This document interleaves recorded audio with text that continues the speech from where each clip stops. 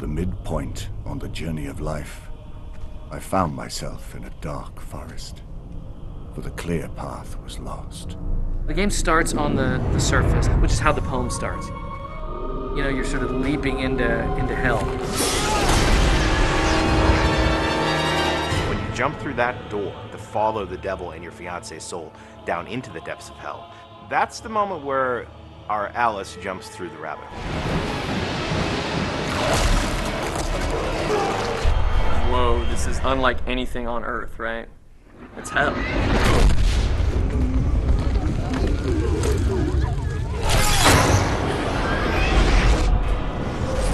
Divine Comedy was written in the early part of the 1300s by a guy named Dante Alighieri. He spends his life dreaming about a woman that he loved named Beatrice, who he never got to be with. He writes this poem, which is basically about his journey through the afterlife to get to her. The #1 thing that Dante Alighieri is remembered for is creating that typical view of hell, the medieval vision that has lasted throughout the ages. Dante essentially introduces the concept of the 9 circles of hell. I mean, it lays it out level by level, you know, the punishments of hell and where each sinner goes in hell in these different circles. He's literally like laying out a map of hell. The poem itself was disturbing, and it describes the different rings of hell and all this anguish and suffering. And I think that's also one of the most appealing aspects of it. I read the poem and thought right away, like, that's a video game. We can make a video game out of that. Go to hell, that's our game. Simple and it's to the point. Face the ultimate boss, which is Lucifer himself. Once you hear the pitch about what the fiction's going to be, it just instantly makes sense. One of the most important things for us was to literally follow the map of hell that Dante wrote so clearly in the poem. We're not going to create a circle called jealousy or shoplifting, yeah?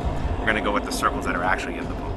The things in the Inferno that we knew we couldn't change, I mean, definitely the rings of hell, and also like the major characters. Of course, each piece we sort of interpret a little bit differently. The character that you play in the game is a reimagination of the original Dante, and he's fighting for love. Lucifer has taken his love, Beatrice, into hell, and he actually fights death, and he actually defeats death and takes death's scythe. And he says, you know, I'm gonna take this thing, I'm gonna go into hell, I'm gonna get her.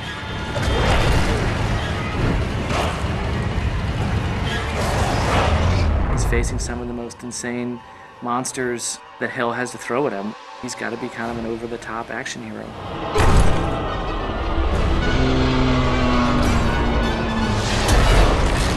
Everything you do in this game is brutal. It involves eviscerating, ripping open. It's definitely a brutal game. It's not for the faint of heart. We have enemies that push the limits of taste. And kind of be like, oh, dude, you see that?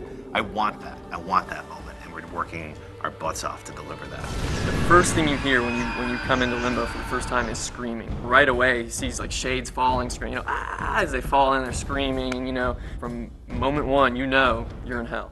People are being vomited into hell. Masses of people huddled together, naked and scared, cold and huddled. Oh, the humanity. And then Big Minos is gonna judge you at the end. It's bad. Like, it only gets worse from there. You know, it's all downhill from there. It's going to get much crazier as you descend. It's just going to get really dark very quickly once you pass Minos. This is hell proper. Here we go.